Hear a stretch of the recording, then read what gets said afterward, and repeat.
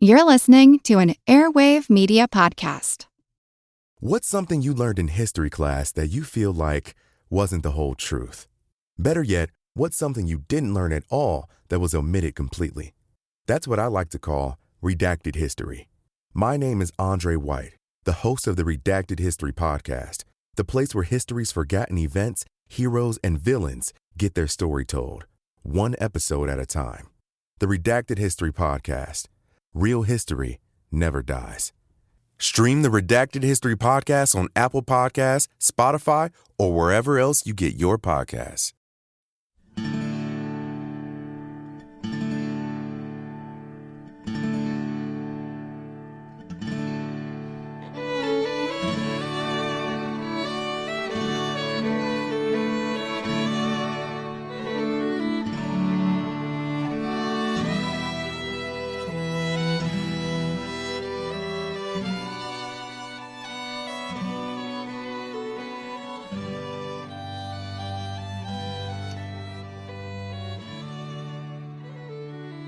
Hey everyone, welcome to episode number 329 of our Civil War podcast.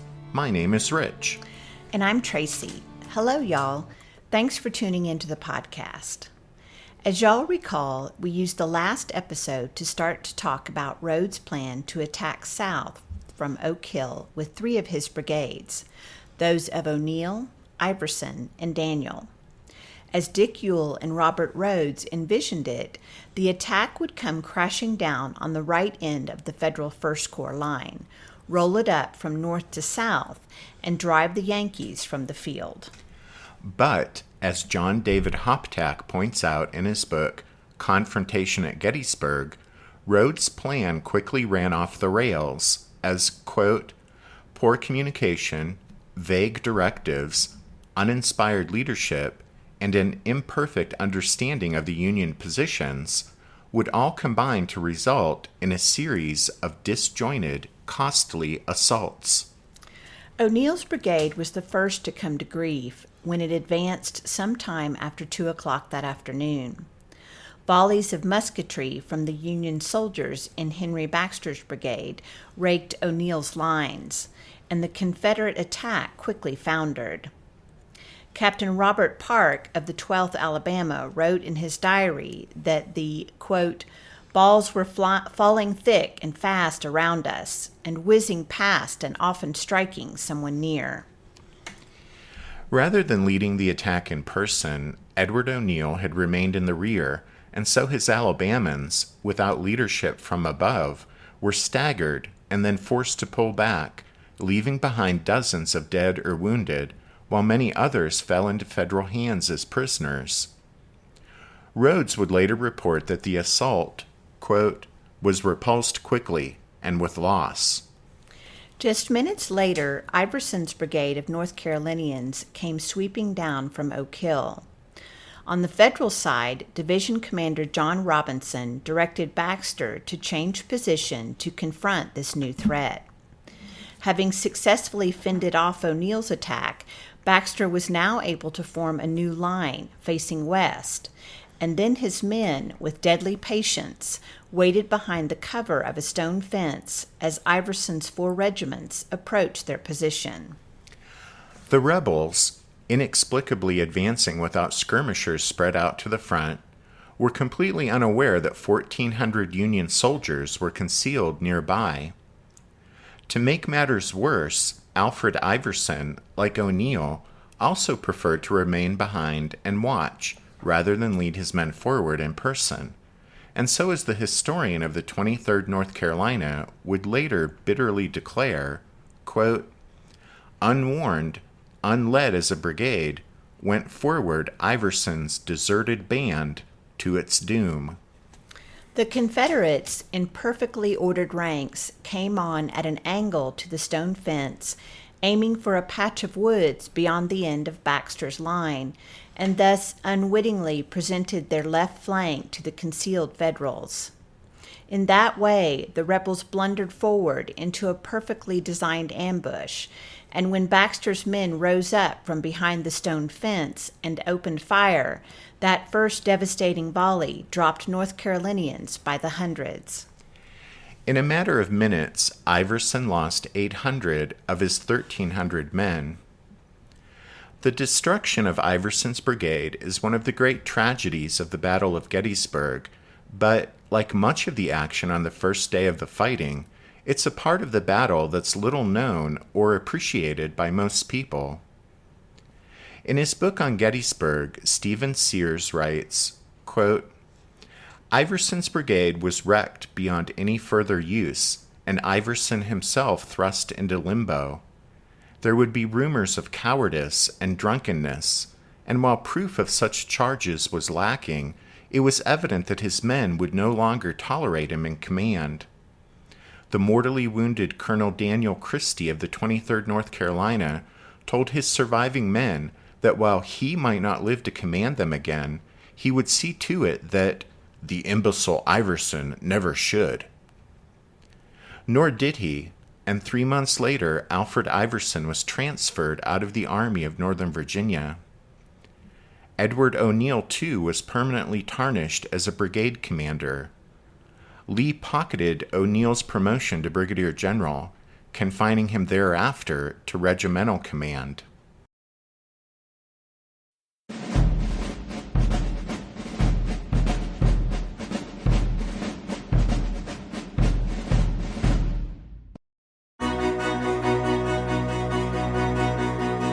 History never says goodbye. It just says, see you later. Edward Galeano was right when he said that. Events keep happening over and over again in some form. And that's the reason I produce the podcast, My History Can Beat Up Your Politics. What is it? We take stories of history and apply them to the events of today to help you, perhaps, understand them better. We are also part of Airwave Media Network. I've been doing the program since 2006. That's a long time, and the show has a long name. My History Can Beat Up Your Politics. Find me wherever you get podcasts.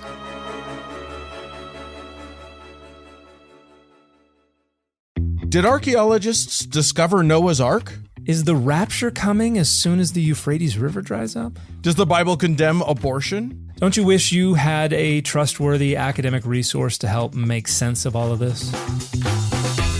Well, I'm Dan Beecher, and he's award-winning Bible scholar and TikTok sensation Dr. Dan McClellan, and we want to invite you to the Data Over Dogma podcast, where our mission is to increase public access to the academic study of the Bible and religion, and also to combat the spread of misinformation about the same.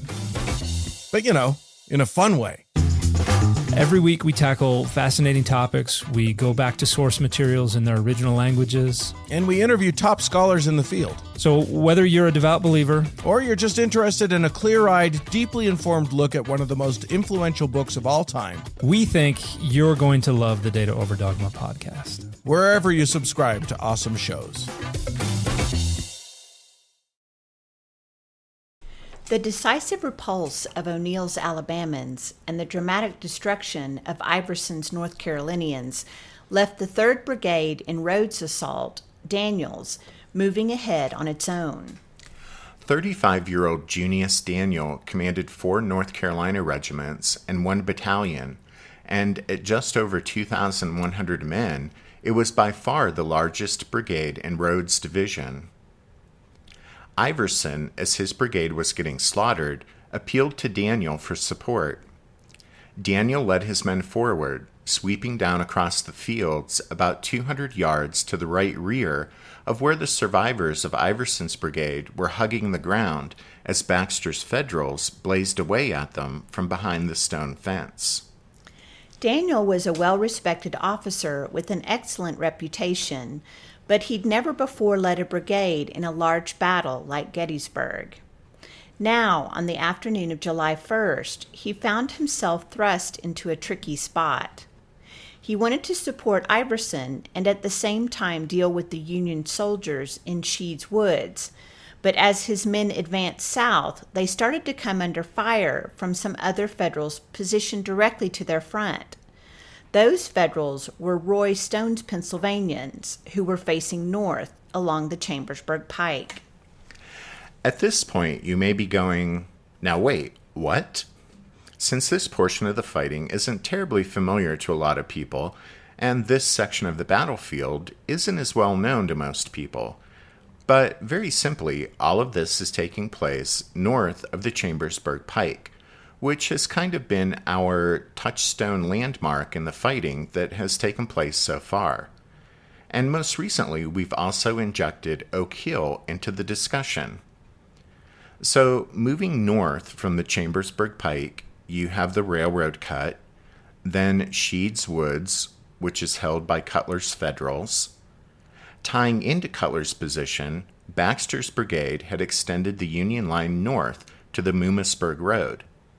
And then there's Oak Hill, that dominant piece of high ground, which, of course, is where Rhodes' Confederates have come onto the battlefield. We've also mentioned Oak Ridge, which is really just the northern extension of McPherson's Ridge that runs up to Oak Hill. So hopefully you can picture all of that in your mind's eye. But still, we really can't stress enough that if you are serious about following all of the action that happened during this sprawling 3-day battle, then looking at a map is simply essential. And here we'll put in another plug for the Gettysburg Campaign Atlas by Phil Lano. It's a bit of an investment, but you'll never regret having this excellent atlas available as a handy reference as you study the battle. Okay, so anyway, as we said just a moment ago, on the afternoon of July 1st, Junius Daniel found himself in a tricky spot. In response, he decided to divide his brigade, swinging 2 of his regiments to the left to deal with the Yankees in Sheed's Woods, while advancing his remaining 3 regiments to the south toward Stone's Pennsylvanians along the pike. By the by, not to complicate things, but we should probably mention that the 2 regiments Daniel shifted to the left to face the Federals in the woodlot were the 12th and 53rd North Carolina, and they were joined by an Alabama outfit, the 3rd Alabama, which was actually part of O'Neill's brigade. But for reasons that remain unclear, the 3rd Alabama had ended up advancing with Daniel's troops. Okay, so anyway. Meanwhile, the 3 regiments that Daniel sent toward the Chambersburg Pike advanced south. These were the 43rd, 45th, and 32nd North Carolina, along with the 2nd North Carolina Battalion. Watching as the Confederates drew closer, Colonel Roy Stone ordered the 149th Pennsylvania to move forward from the pike to the railroad cut. As y'all recall, we mentioned the 149th in the last episode, as it was their colors that were moved off a short distance in order to decoy the rebel artillery fire that was coming in from the west. Right. And now, after the 149th moved up to the railroad cut, the Pennsylvanians waited until Daniel's North Carolinians got to within point-blank range before opening a terrific fire on them. The men of the 143rd Pennsylvania, still back along the pike, added their fire to the mix, as did some 1st Corps cannon posted just to the east. As this combined fire lashed their lines, the 45th North Carolina and 2nd North Carolina Battalion fell back in some disorder. But Junius Daniel would display bulldog-like tenacity that afternoon. He wasn't going to give up after just one try. He rallied his men for another attack, while Stone ordered the 149th Pennsylvania to fall back to the Chambersburg Pike. The men hustled back to their original position to the left of the 143rd Pennsylvania. They were joined there by Stone's 3rd Regiment, the 150th Pennsylvania, which swung north from its position in front of the McPherson farm buildings. And being from Western PA, I find the story of this particular regiment interesting. You see, for the first year and a half of the war, Roy Stone was associated with the 13th Pennsylvania Reserves. That outfit became famous as the Pennsylvania Bucktails, rugged backwoodsmen and lumbermen from northwestern PA who learned from an early age to shoot for food and work hard to survive. Each potential recruit for the 13th was expected to demonstrate his skill with a musket by presenting the tail of a white-tailed deer that he shot. Many of the men stuck the tail on their caps as a badge of honor, and in a short time the regiment became known as the Pennsylvania Bucktails. The regiment distinguished itself on the battlefield, and the War Department was so impressed with the Bucktails that they detached Stone and sent him back to the Pennsylvania mountains with orders to bring back a whole brigade's worth of buck-tailed warriors. Stone successfully recruited one regiment, the 149th, and in February 1863, 2 more Pennsylvania regiments were added to his command. The men of the 149th and 150th attached bucktails to their caps and dubbed themselves the Bucktail Brigade. And although the 143rd doesn't seem to have claimed that designation, nevertheless, the original Bucktails were outraged, and they contemptuously called Stone's new outfit the bogus Bucktails. At Chancellorsville, the outfit's first battle, the brigade saw no action to speak of, and so didn't have a chance to prove itself, which meant that at Gettysburg, both Roy Stone and his men were eager to tangle with the enemy and dispel the disparaging tag of bogus Bucktails. Now, on the afternoon of July 1st, as they waited along the Chambersburg Pike, the men of the 3 Pennsylvania regiments pulled back the hammers on their muskets and braced for another Confederate attack. They didn't have long to wait. Daniel's North Carolinians came on again and again met a heavy fire. This time, the 45th North Carolina and 2nd North Carolina Battalion were joined in the attack by the 32nd North Carolina, which had moved up in support. Despite the heavy enemy fire, the rebels pushed on, this time all the way to the now vacant railroad cut. However, like Davis's Confederates earlier, Daniel's men now found the railroad cut a double-edged sword. Although it provided cover, in most spots it was too deep and its sides too steep for it to be used as a trench, and many of the North Carolinians could do little except mill around in the bottom of the cut uselessly. With the momentum of the rebel charge broken, Stone ordered the 149th Pennsylvania back out to charge toward the railroad cut. The railroad cut once again was the scene of bloody fighting as, this time, Pennsylvanians and North Carolinians grappled with one another in brutal close-quarters combat. The Confederates again came out with the worst of it as the Federals once more cleared the cut of the enemy, capturing a good number of Daniel's men in the process. The rest of Daniel's line withdrew, with his second attack now having been driven back. The cost of these attacks had been heavy on both sides. On the Federal side, Roy Stone had fallen, shot through the hip, and command of the brigade had passed to Colonel Langhorne Wister of the 150th Pennsylvania. It wasn't long, though, before Wister had to relinquish command and leave the field after receiving a gruesome wound to the face that left him unable to speak. Meanwhile, despite his heavy losses, Junius Daniel wasn't finished. He sensed he'd come tantalizingly close to success, and so again prepared for yet another attack. And that's where we're going to leave things for this show. Like Heath's earlier effort, Rhodes' attack, sweeping down from Oak Hill, has also been a bust.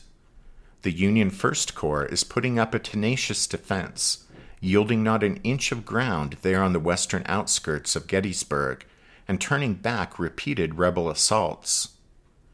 For the moment, the First Corps troops are holding their own, but as we'll see, it wouldn't be long before the tide of battle reversed its bloody course, and the Confederates will at last gain the upper hand in the fighting on the first day of the battle.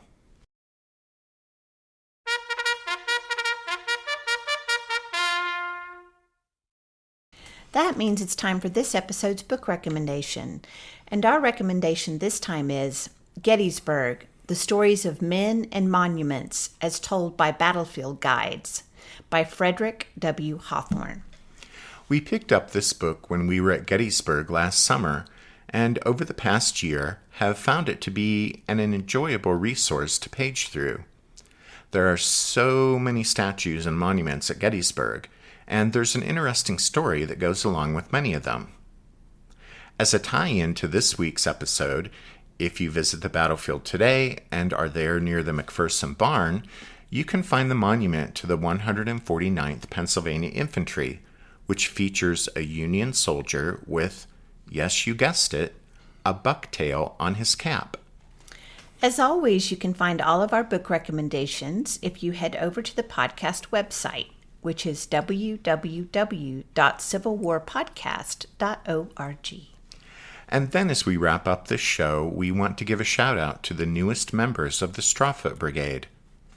I have to say I was ridiculously excited to see that fully one half of the new members this past week were named Richard. So thanks to Richard L., Richard M., and Richard H. And then there were also some other guys named Michael, Jesse, and Patty. Just kidding, guys. Thanks to all of you for your support of the podcast. We also want to say thank you to Arthur and James and Carol Sue for their donations this past week. And last but not least, thanks to all of yuns for listening to this episode of The Civil War, 1861 to 1865, a history podcast. Tracy and I do hope that you'll join us again next time, but until then, take care. Thanks, everyone. Bye.